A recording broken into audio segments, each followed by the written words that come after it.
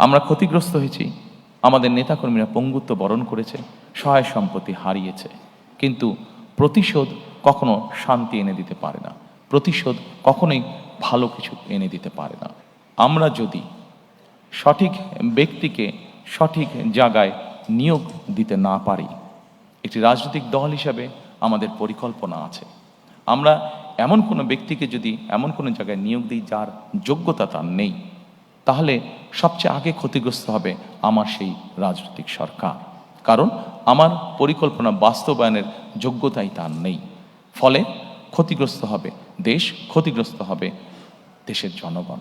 সেজন্য আমরা দৃঢ়ভাবে বিশ্বাস করি, দেশকে যদি পুনর্গঠন করতে হয়, দেশকে যদি সামনের দিকে নিয়ে যেতে হয়, অবশ্যই আমাদেরকে মেরিটক্রেসি অর্থাৎ মেধাকে আমাদের অবশ্যই প্রায়োরিটি দিতে হবে।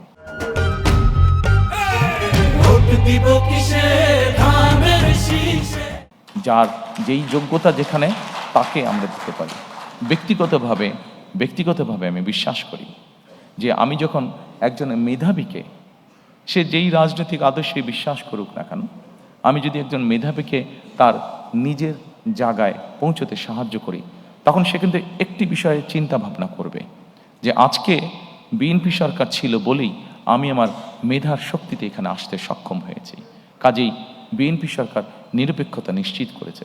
কাজেই আমি চেষ্টা করব যে বিএনপি সরকার নিরপেক্ষভাবে যাতে তার কাজ করতে পারে, সেই চেষ্টা আমি করব। পুরো বিষয়টাকে আমি এইভাবে দেখি এবং সেই জন্যই আমি মনে করি যে যেইটার যোগ্য, যে আর যেই মেধা আছে তাকে সেভাবেই সুযোগ দেওয়া উচিত। দুঃখজনকভাবে হলেও আমাদের দেশের টেকনাফের একজন মানুষকে বা তেঁতুলের একজন মানুষকে অনেক সময় ঢাকায় আসতে হয় বিভিন্ন কাজে, ছোট্ট একটি কাজে হয়তো তাকে ঢাকায় আসতে হয়। কিন্তু আমরা যদি ধীরে ধীরে স্থানীয় সরকার এটিকে যদি আমরা ধীরে ধীরে শক্তিশালী করে গড়ে তুলতে পারি, তাহলে অবশ্যই এমনও পরিস্থিতি দাঁড়াবে যে কোনো একটি মানুষকে তার প্রয়োজনের জন্য, ছোটোখাটো প্রয়োজনের জন্য হয়তো ঢাকায় আসার প্রয়োজন হবে না, সে স্থানীয়ভাবেই তার সমস্যার সমাধান করতে পারবে। শুধু তাই নয়, স্থানীয় সরকারটিকে যদি আমরা শক্তিশালী করতে পারি, তাহলে আমরা গণতন্ত্র নিয়ে যেই কথা বলছি, গণতন্ত্রের ভিত্তিটাকে শক্তিশালী করার জন্য যেই কথাটা বলছি, সেটিও করতে আমরা সক্ষম হব।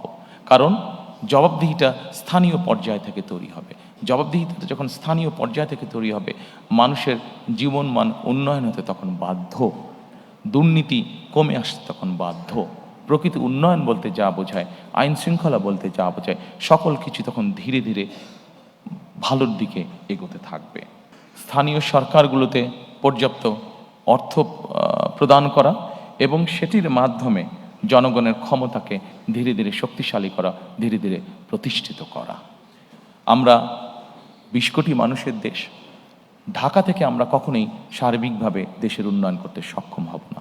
আমাদেরকে যে কোনো মূল্যে অবশ্যই চেষ্টা করতে হবে যাতে করে আমরা স্থানীয় সরকারকে শক্তিশালী করতে পারি, জবাবদিহিতা তৈরি করতে পারি এবং লোকাল যেই সমস্যাগুলো আছে সেগুলো যাতে স্থানীয় পর্যায়ে আমরা ধীরে ধীরে সমাধান করতে পারি।